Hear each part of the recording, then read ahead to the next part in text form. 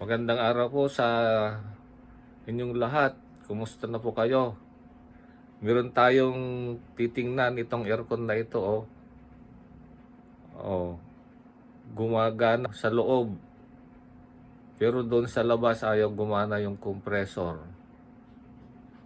Okay, tingnan natin. So ito yung outdoor niya, yung compressor sa labas. Nag-click-click lang ito. Aandar ng konti tapos mamamatay.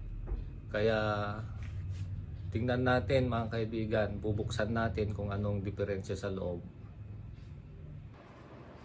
Okay, kalasin na natin.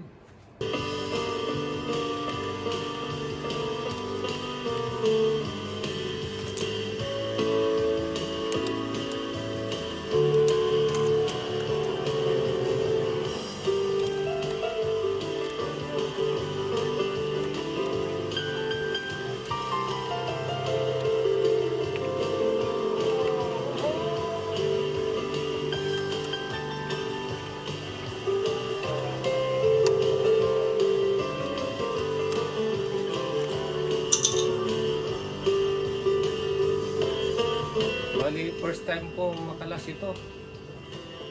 Kaya magpapalit tayo ng screwdriver kasi hindi na magkasya sa likod.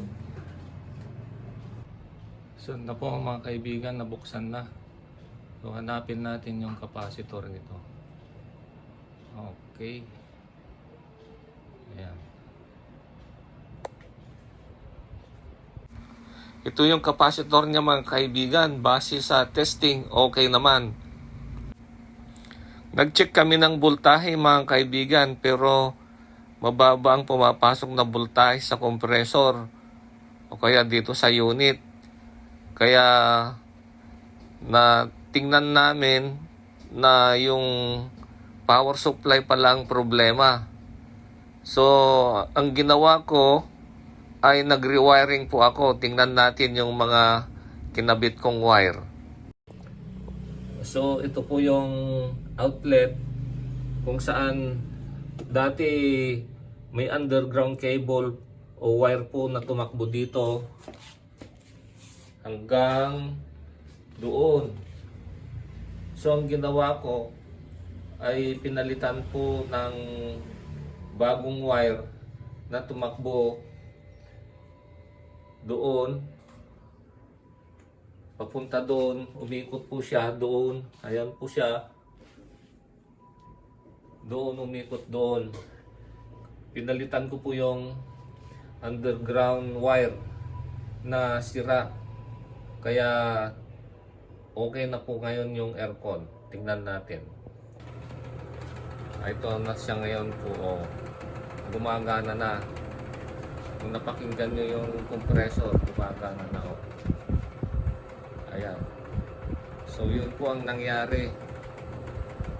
Nagkaroon lang ng loose connection o nasirang wire sa underground, kaya ayaw gumana ang unit. So yun. Ito na ngayon ho yung unit, gumagana na, kaya ito, oh, malamig na. Okay. So, nawa po may natutunan kayo sa video kong ito. At huwag nyo na rin kalimutan mag-like, share, and subscribe para sa mga susunod kong mga videos ay ma-update po kayo. Bye-bye and God bless.